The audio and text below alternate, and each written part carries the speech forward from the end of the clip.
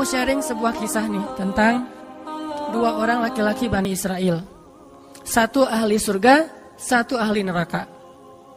Yang satu mukmin, yang satu kafir. Yang kedua laki-laki ini juga sempat dikisahkan oleh Allah di dalam surat Al-Kahfi. Nanti teman-teman yang rajin baca Al-Kahfi pada hari Jumat bisa cek tuh. Salah satu kisah di surat Al-Kahfi itu kisah dua laki-laki Bani Israel, yang satu kaya, yang satu miskin, yang satu kafir, yang satu mukmin. Ceritanya dua orang laki-laki Bani Israel ini sama-sama Allah karuniai rezeki sebanyak 4.000 dinar. Sekarang 1 dinar itu kurang lebih sekitar 2,5 juta. Jadi ada 4.000 di dinar. Lalu laki-laki kaya, laki-laki kafir, laki-laki yang tidak beriman, membeli sebuah rumah yang sangat bagus di puncak bukit dengan view yang luar biasa dengan harga 1.000 dinar. Sehingga kemudian dia datang kepada temannya yang mukmin, dia bilang, "Hei, yuk ke rumah saya tunjukin rumah baru saya." Datang nih ke rumah baru laki-laki yang tidak beriman. Pas ngelihat dari gerbangnya luar biasa, tamannya luas, ada rusanya, ada kijangnya, ada marmutnya, ada segala macamnya, ada onta, ada kuda, lengkap aja tuh. Ini rumah atau kebun binatang ya? Pokoknya rumahnya keren aja. Terus laki-laki beriman nanya, "Ini rumah baru?" "Ya." "Berapa kamu belinya?" 1.000 dinar. "Bagus kan?" "Bagus. "Ya udah kamu beli atau 1.000 dinar. Ini rumah kayak gini banyak nih masih dijual." Akhirnya laki-laki mukmin ini pulang. Malam harinya dia sholat, kemudian dia berdoa, "Ya Allah, sahabat saya sudah membeli sebuah rumah yang besar, rumah yang bagus dengan harga 1.000 dinar. Maka besok saya ingin membeli itu di surga dengan cara bersedekah 1.000 dinar. Maka berikanlah untuk saya rumah yang lebih bagus di surgamu ya Allah." Dia sedekah 1.000 dinar. Lalu besoknya ketemu sama temannya yang tidak beriman, nanya, "Udah beli rumah?" "Udah." "Di mana?" "Nggak dekat dengan rumah saya, jauh," kata dia. "Di mana itu?" "Di surga." "Hah? Caranya gimana?" "Sedekah." "Wah, kamu mah orangnya fanatik lah, istilahnya sok soleh lah, apalah segala macam, Pak Haji." Diledekin aja tuh. Diledekin. Taulah yang udah hijrah kan gitu ya, suka ada istilah-istilah ngeledekin. Ya udah hijrah, anak masjid, apa istilah-istilahnya. Diledekin gara-gara dia bersedekah 1.000 dinar. Sebagai ganti temannya yang membeli 1.000 dinar itu bisa beli rumah yang besar.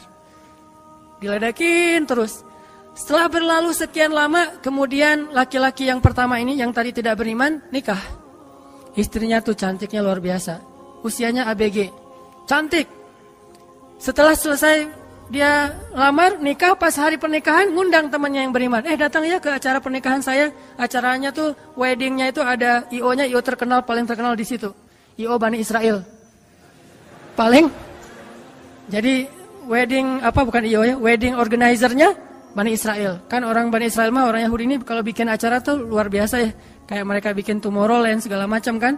Jadi bikinlah wedding organizer ini bikin acara wedding yang luar biasa, menghabiskan berapa? Kalau sekarang mungkin di TV-TV itu suka diumumin biaya weddingnya itu berapa miliar kan suka gitu tuh.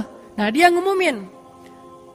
Atau kalau nggak dia umumin pun orang-orang bilang, tahu nggak itu acaranya habis berapa? 1.000 dinar. Habis 1.000 dinar. Dia nanya, ini emang habis 1.000 dinar? Ya maharnya 1.000 dinar. Mahar si cewek cantik. Cewek paling cantik di kota itu aja. Tidak ada lagi cowok kecuali pernah suka sama tuh cewek. Tapi dia dapat gara-gara punya uang 1.000 dinar. Saya pernah guyon sama istri saya. Nanti kalau anak kita nikah, maharnya gak usah mahal-mahal. 2 miliar aja. 1 miliar buat dia, 1 miliar buat bapaknya. Nah, 1.000 dinar. Udah gitu dia pulang nih orang beriman. Malamnya dia tahajud, dia berdoa kepada Allah, "Ya Allah, teman saya udah nikah, dan saya mau masih gini aja." Tuh ya, ini pedoman buat teman-teman ya. Kalau ada yang ngasih kartu undangan, tanya maharnya berapa? Maharnya 10 juta. Waduh, saya pas nih 10 juta. Bilang ke Allah, "Ya Allah," sama kayak dia. "Saudara saya, teman saya sudah menikah dengan mahar 1.000 dinar. dan saya masih punya. Saya ingin melamar bidadari di surga dengan 1000 dinar. Nikahkanlah saya dengan bidadari paling cantik di surga ya Allah. Ini 1000 dinarnya, sedekah 1000 dinar.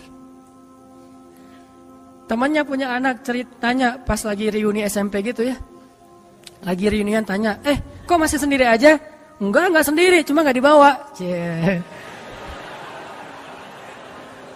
Itu trik menjawab pertanyaan yang nyelekit tadi. Loh kok kamu sendiri? Nggak ditemenin sama si dia? Enggak, lagi nggak enak badan. Nggak dibawa katanya. Loh kok nggak dibawa? Soalnya masih di surga. Udah aja. Oh di surga gimana caranya? Sedekah 1000 dinar. Wah lo benerannya keterlaluan lo. Udah habis-habisan dibully. Dibully habis-habisan gara-gara dia nggak melamar cewek dengan 1000 dinar, malah pakai sedekah untuk melamar bidadari hurul ain. Baca surat Ar-Rahman paragraf terakhir tentang hurul ain. Fihinna qasiratut tarfi lam yatumithunna insun qablahum wala jan. Gak ada manusia yang kayak gitu. Qasiratut tarf, cewek yang matanya besar tapi sayu. Matanya besar tapi sayu. Kalau mata saya kecil, matanya besar tuh. Orang sekarang kan banyak pengen mata besar, sampai diedit dulu di B berapa tuh? Aplikasi teh. Itu. Di Fotoras lah, apalah diedit supaya matanya disobek dikit bagian ininya jadi besar gitu ya.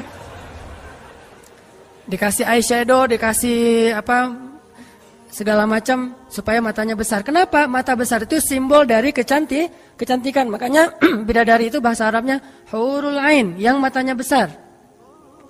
Lam yatumithunna insun qablahum walajan. Belum pernah disentuh.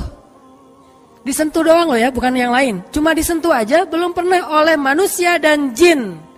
Murni, asli, original. Belum pernah dilihat oleh siapapun, benar-benar tersimpan. Kannahunnal yakut wal marjan. Seolah-olah mereka itu adalah yakut wal marjan, mutiara yang wangi. Udah mutiara, wangi pula. Yakut wal marjan. Bukan Yakult yang diminum sehari, itu ya. Yakult beneran. Ditambah lagi nanti di ayat yang lain, fihinna khairatun hisan. Perempuan yang khairat. Khairat itu artinya banyak anak. Subur. Dan di surga itu orang berkeluarga dan beranak pinak. Sehingga seseorang ketika pengen punya anak langsung punya anak, tidak perlu 9 bulan hamil. Dan gak perlu juga sesar. Udah aja lahir. Lahir dengan cara yang Allah ciptakan, sangat indah. Tidak perlu ada wahnan ala wahnin, tidak ada kepayahan demi kepayahan. Lahir anak. Dan anaknya bisa pesen, request. Ya Allah, saya pengen anak laki-laki, tapi modelnya gini. Nah, bisa. Kalau di dunia kan gak bisa request, terima aja apa adanya ya. Oh gini, ternyata gak mirip. Cuma di dunia, di akhirat mah bisa request, segalanya sesuatu juga bisa request. Udah aja kayak gitu, hurul ain. Sehingga dia tahu, gimana pun cewek ini cantik, tidak pernah bisa mengalahkan satu hurul ain. Seandainya jemari hurul ain, jari kelingking doang, dikeluarin dari surga ke dunia, maka cahaya matahari akan tertutup oleh cahaya jari kelingkingnya hurul ain. Kalau hurul ain sempat keluar dari surga, jatuh ke bumi, kau bidadari jatuh dari langit gitu kan ya? Nah, jatuh tuh ke bumi beneran, maka nafasnya, satu kali dia bernafas, semua manusia akan mati karena tergila-gila kepada dia. Harumnya nafas hurul ain. Gak usah dibayangin, ntar makin gak bisa tidur. Sekedar ilustrasi doang nih. Akhirnya dia lamar tuh hurul ain dengan sedekah 1000 dinar. Udah aja sih kayak gitu. Dan dia merasa, alhamdulillah saya lebih beruntung dari dia. Saya lebih beruntung dari dia. Gitu matematika mukmin. Baru setelah beberapa tahun, teman yang pertama tadi yang tidak beriman beli kebun. Kebun yang sangat luas. Lalu ngajak lagi teman yang beriman, yuk ke kebun saya. Kamu udah punya kebun? Udah, datang aja. Kamu tahu nggak nih kebun bisa beli berapa? 2.000 dinar. Kebun kurma yang sangat luas, yang di dalamnya ada mata airnya sendiri, yang tidak seolah-olah tidak ada batas ketika kita memandangnya. Terus sepanjang mata memandang. Kebun kurma yang rindang, 2.000 dinar. Lalu laki-laki ini pulang lagi, ya Allah, izinkan saya membeli kebun-kebun surgamu dengan 2.000 dinar. Karena saudara saya itu sudah membeli kebun di dunia. Sedekah lagi 2.000 dinar. Terus kayak gitu sampai mereka tua. Yang satu meninggal dalam keadaan kaya raya tapi kafir. Yang satu lagi meninggal dalam keadaan miskin tapi beriman. Siapa lebih beruntung? Tergantung matematika yang dipakai. Kalau matematikanya materi duniawi, pasti orang yang pertama yang tidak beriman lebih beruntung. Bisa menikmati dunia habis-habisan sampai hari tuanya. Tapi kalau matematikanya matematika mukmin, Rabbani, maka pasti yang kedua lebih beruntung dari yang pertama. Nanti setelah mereka meninggal, ini ceritanya panjang sekali dan kemudian jadi salah satu tafsir dari Al-Quran surat As-Saffat yang nanti kita baca. Di akhirat, kalau teman-teman tahu kalau kita baca tafsir itu ternyata ya, di surga itu punya jendela. Kayak rumah punya jendela. Cuman saya nggak tahu seperti apa bentuk jendelanya. Karena surga itu kata Nabi, ma la ainun ra'at wa la udhunun sami'at. Yang nggak pernah dilihat oleh mata, yang nggak pernah didengar oleh telinga, yang nggak pernah dibayangkan oleh imajinasi manusia. Yang jelas ada jendela itu di surga. Nah, jendela ini apa? Jendela ini dipakai untuk mengintip ke neraka. Jadi nanti kalau ada kisah-kisah penduduk surga menyelamatkan orang-orang di neraka, itu lewat jendela itu. Kalau ada cerita penduduk surga dan penduduk neraka berdialog, itu lewat jendela itu. Bukan keluar dulu, sama-sama keluar, terus ada ruangan khusus dialog gitu, enggak. Atau pakai misalnya Skype gitu ya. Nelfon neraka pakai Skype. Tling, lagi disiksa, aduh ada yang nelfon, bentar dulu. Kan enggak ada yang gitu ya. Ini mah pakai jendela, jadi jangan pakai imajinasi teknologi yang sekarang. Nggak ada Skype, nggak ada WhatsApp call, video call gitu. Nggak ada line, yang ada lewat jendela. Begitu dia ngelihat ke jendela, dia langsung Allah berikan dimensi melihat neraka. Langsung Allah kasih ruang untuk bisa melihat neraka. Di neraka itu dia akan bertanya kepada malaikat neraka, ngasih kayak kertas gitu. Tolong cariin yang namanya ini. Cariin. Oh iya, ini masa nggak kenal kayaknya di surga. Emang siapa? Hana Nataki. Penduduk malaikat neraka mah nggak kenal. Amin. Aminin atuh. Mudah-mudahan semua kita tidak dikenal di neraka. Dikenal di surga insyaallah.